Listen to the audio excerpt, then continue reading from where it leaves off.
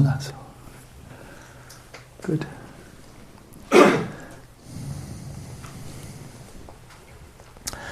So I'm going to return to a familiar theme, and that is highlighting the parallels, unpacking even further the parallels between two very profound and very simple practices: the settling the mind in its natural state, and this mindfulness of breathing, as taught by Asanga.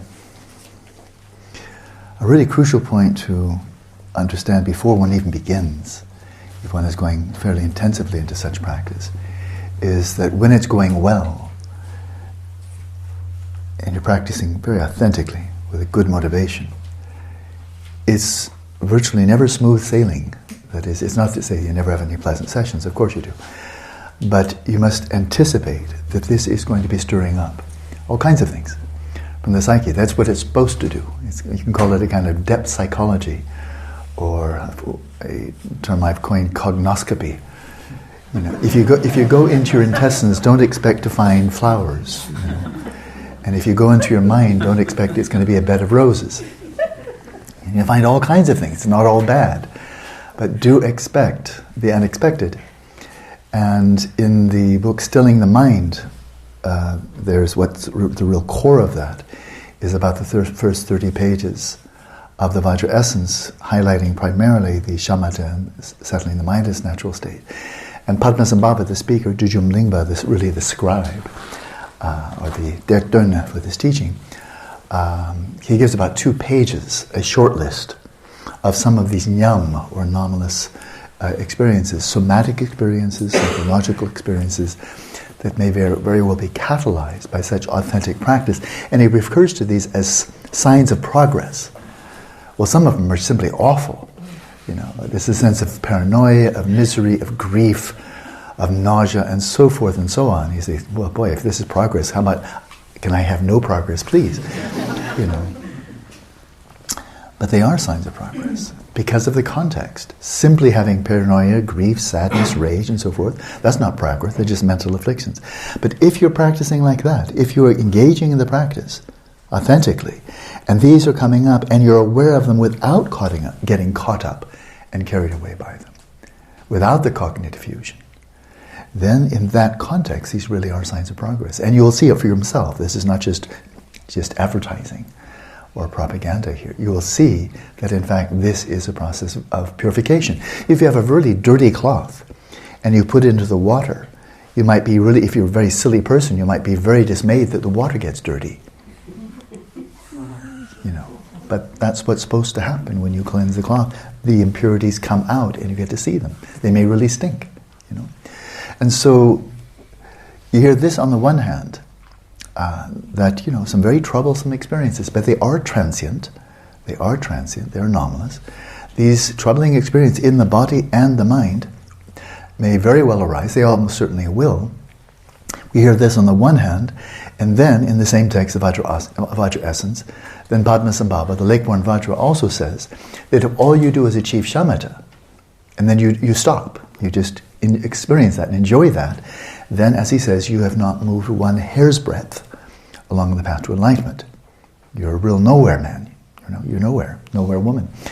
And so then the question may arise quite reasonably: if it's this troublesome, and if you still haven't reached the path, do we really need to go through that purging process?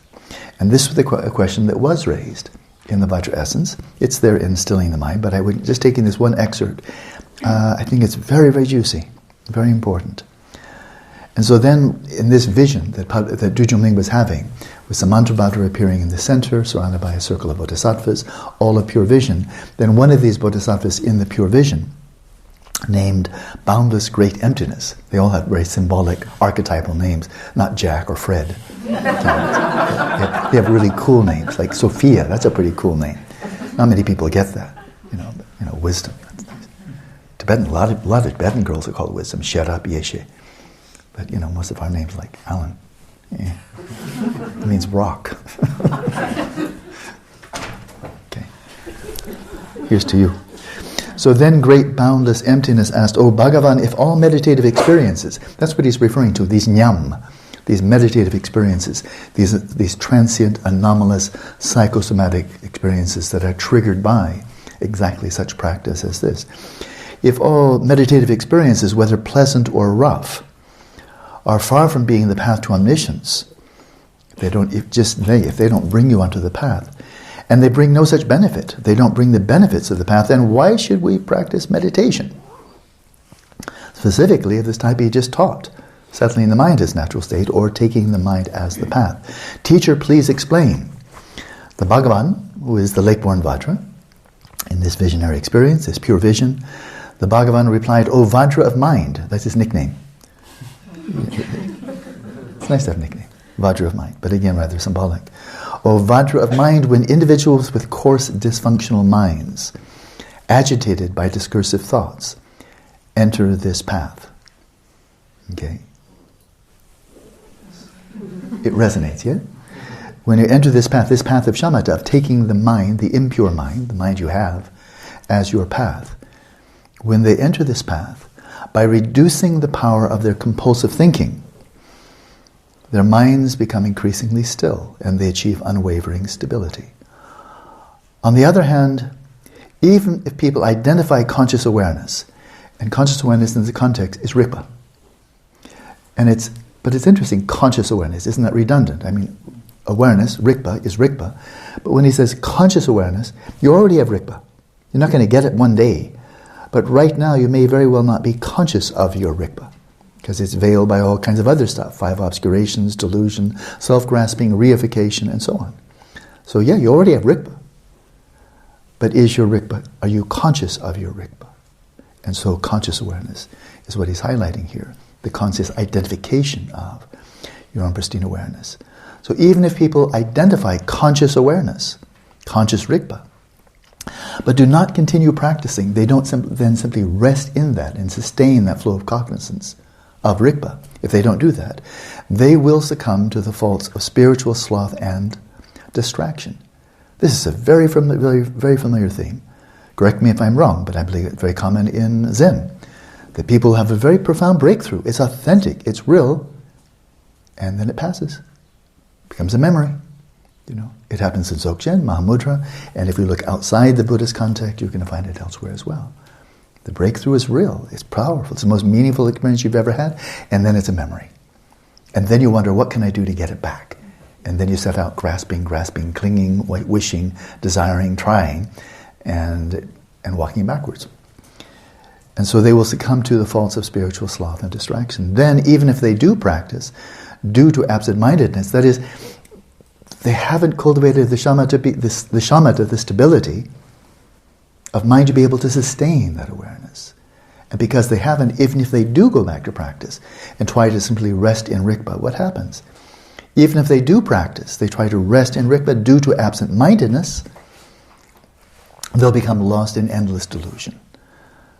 The mind, which is like a cripple, and vital energy, the prana, which is like a blind wild stallion, are subdued by fastening them with the rope of meditative experience and firmly maintained attention. So I found this so fascinating. He's given a complete explanation already of taking the mind as a path. Exactly how do you do it? And what are some of these signs of progress that come up? And how do you deal with those? And what type of signs arise for one type of person? A fire person, a wind person, and so forth. And so he explains all of that, and then he comes back to awareness and the prana of mind and breathing. And so in this regard, the mind is like a cripple. So what you can easily imagine, this is easy. You have a stallion, a great powerful horse who's blind, which has a lot of power, but then he's just running into stuff all the time. And then the cripple has very good eyesight, but can't move.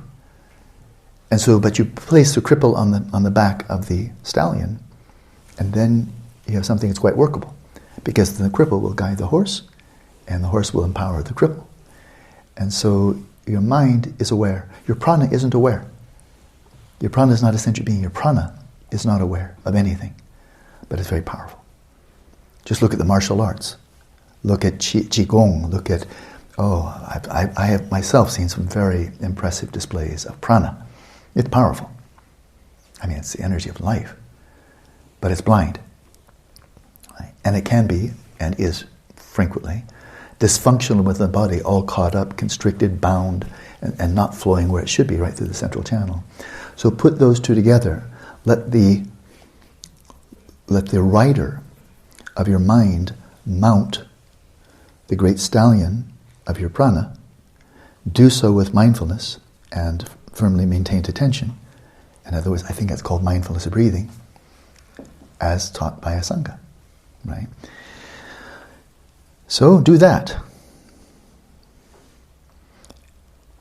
And let your mind be subdued in that way by fastening the mind and the prana with the rope of meditative experience and firmly maintained attention. Once people of dull faculties have recognized the mind, let alone recognizing Rigpa, simply really come to know the mind, recognize the mind. Once they've recognized the mind, they control it with the cords of mindfulness and introspection.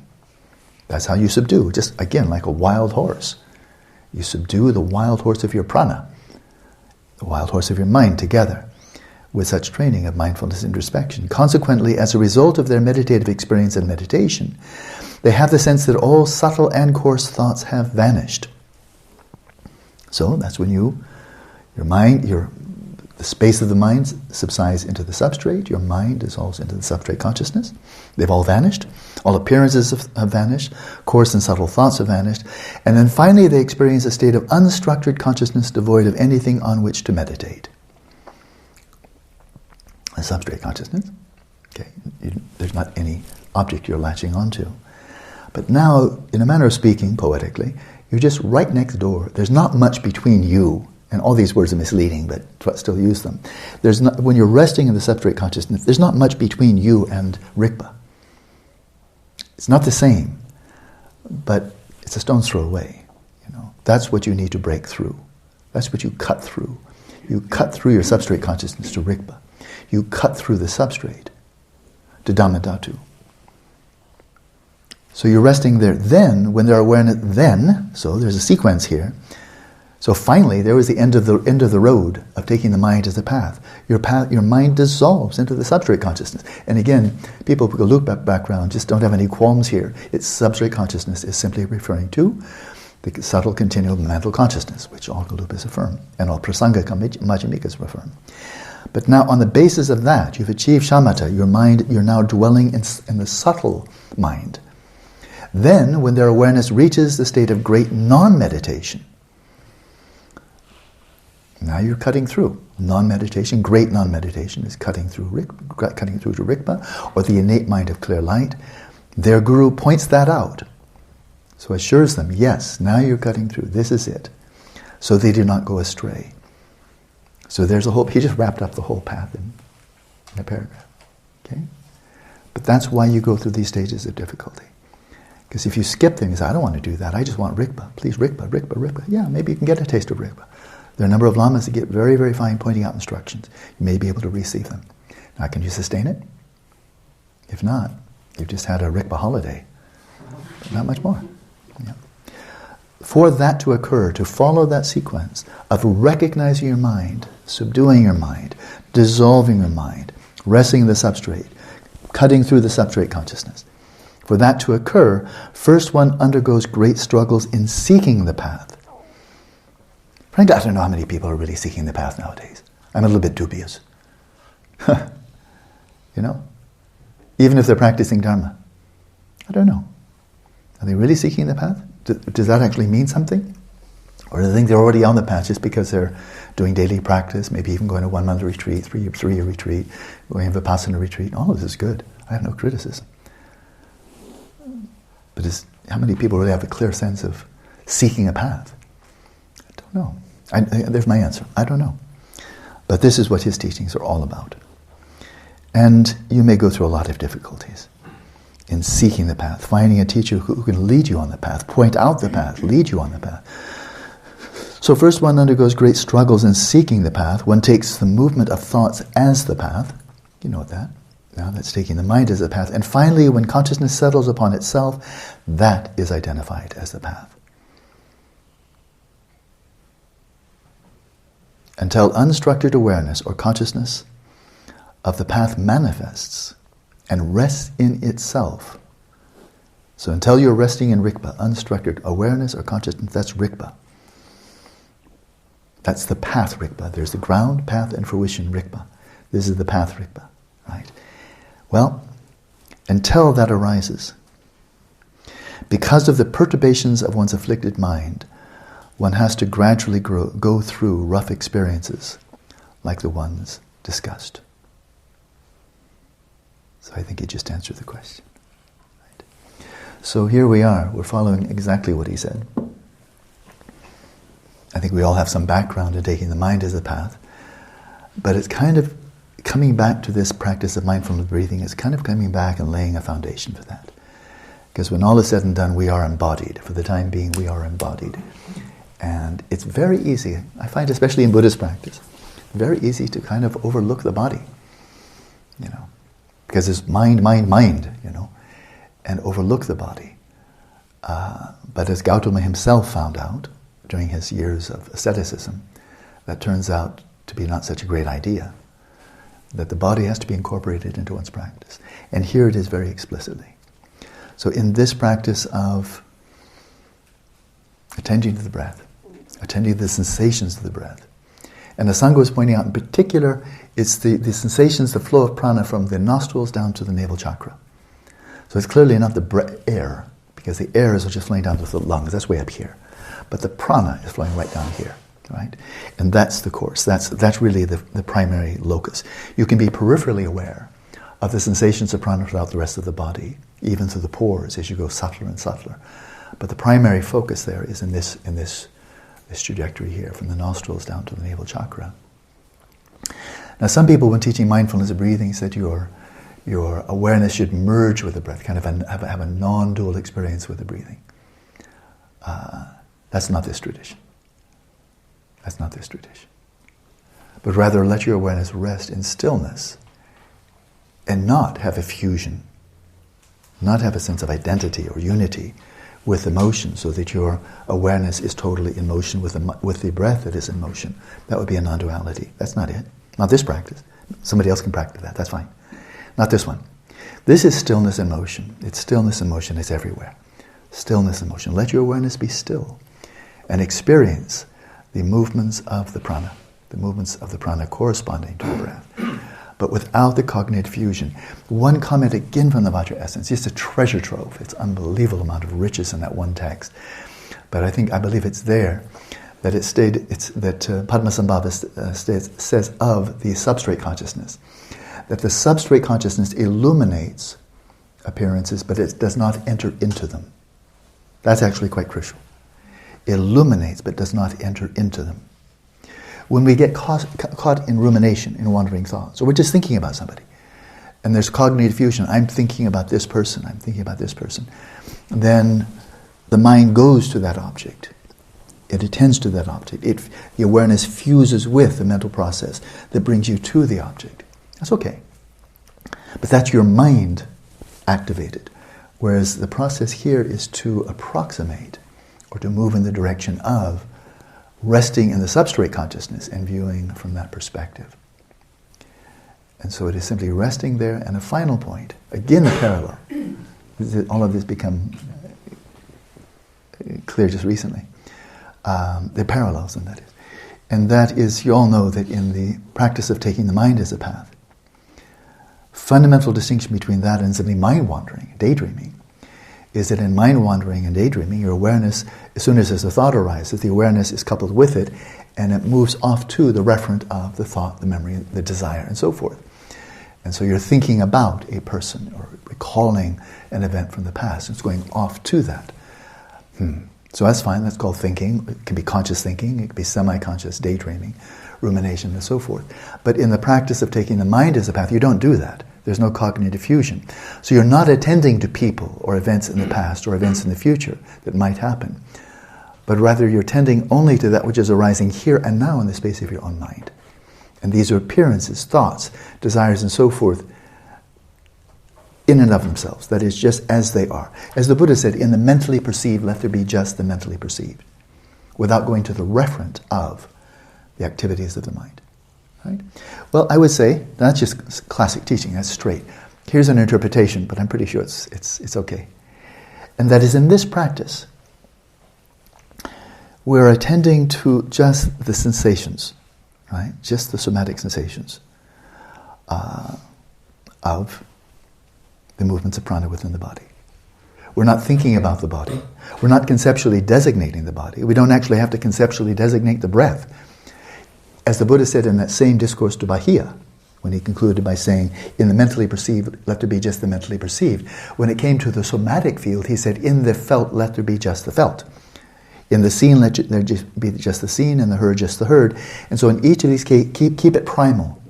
Keep it primal. What is from moment to moment to moment, what is reality dishing up without your overlaying upon it these appearances, your conceptual designations, your labels, your categories, and your objectification.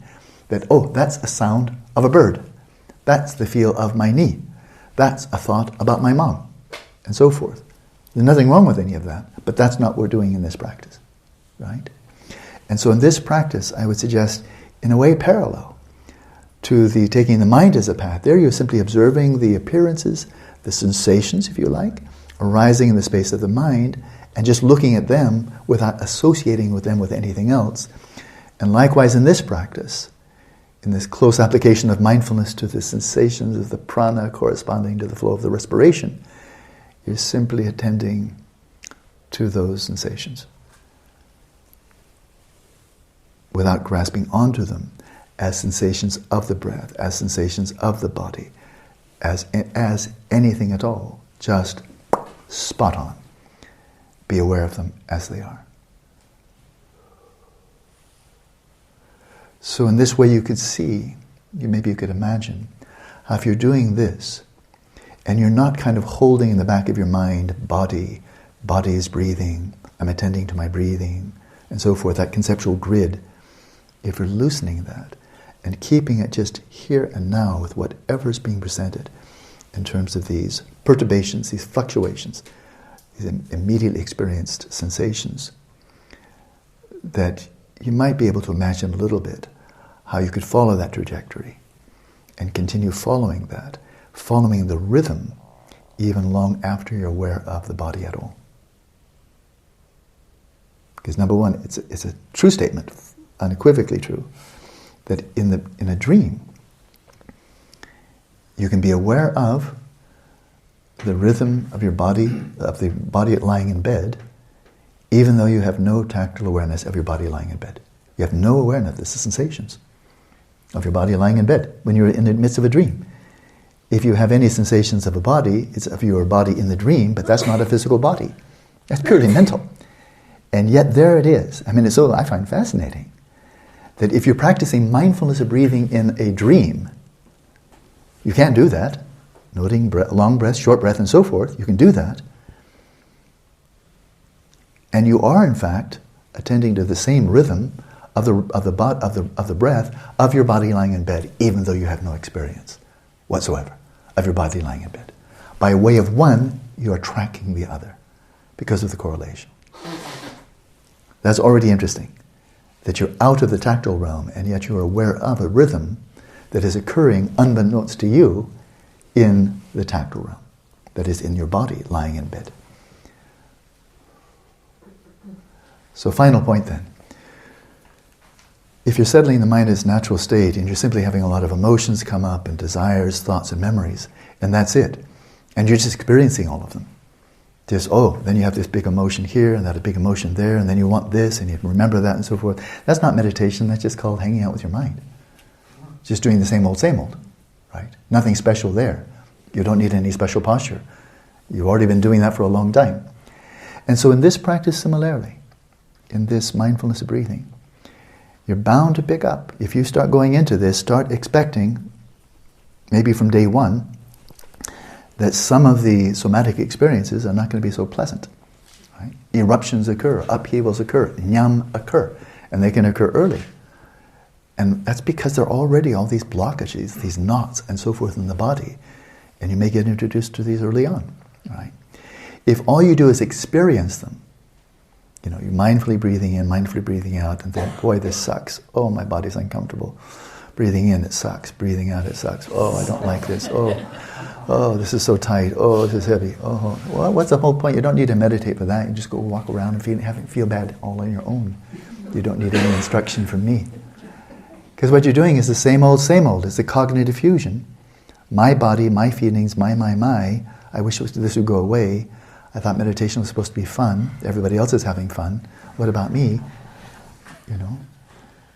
So then you're just doing the same old thing. It's just like daydreaming. The corresponding is just daydreaming. So let's bring some wisdom to this practice. And here it is. It's a familiar refrain, but now in the context of mindfulness and breathing. As you're resting there in the still of your awareness, whatever's coming up somatically, let it be. And the challenge here, and I know perfectly well what a big challenge this is, whatever's coming up in the field of body, attend to it without preference. You can't do that if you're identifying with it. But if you release the identification, then whether it's unpleasant or it's pleasant, it is what it is. And just let it be an orphan. Let it just be arising and passing of its own accord, just like memories, thoughts, emotions, so forth in the mind. Somatic experiences, let them come and go, and you're getting into the flow of this. When you can simply be resting there in the stillness of your awareness, aware of these fluctuations of the breath, but also the surrounding field of what's arising somatically throughout this field, and resting there without preference, without wishing the unpleasant feelings would go away, without hoping for, anticipating maybe some bliss will come one of these days. I hope the breath slows down. I hope the breath speeds up. I hope the breath gets rhythmic. Stop. That's it. Stop. And let the body sort itself out. This is what's preventing the body from sorting itself out. All the grasping, the clinging, the hoping and fear, all of that permeated by anxiety. How's that going to work out? And likewise, when one is aware of the mind, oh, I hope these memories don't come in. Oh, I had a bad dream last night. I hope that doesn't happen. Oh. Again, Vajrayasan says, look, this is just the nature of the mind. There are good days and bad days. An Arya Bodhisattva probably has good days and bad days. You know, in terms of stuff happening to him or her. Good days and bad days. You know, so get used to it. But don't let that define your practice. Rest in the stillness. And there's the path to liberation. Okay, that's what came up today.